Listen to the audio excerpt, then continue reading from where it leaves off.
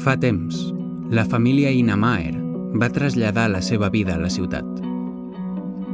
Allà van guanyar renom i honor. No hi havia gaires elfs del bosc que preferissin la ciutat a la natura. Aleshores, un nen va arribar a la família. Aquell era l'Eric, un jove elf de cabells blancs que anava creixent més ràpid del que podia semblar.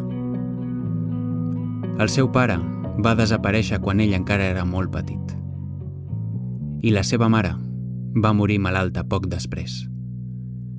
Així que ell havia passat tota la seva infància amb els seus avis. Això va tornar-lo un rebel.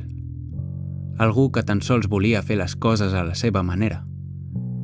El seu avi insistia en que ell havia de mantenir l'honor de la família, però ell es dedicava a enganyar i estafar per viure. Es deixava portar per l'alcohol i corria constantment el risc de ficar-se amb les persones equivocades. Fins que un dia va ser capturat per un grup de Drow. Benvingut al grup, Eric. I ara, a dormir.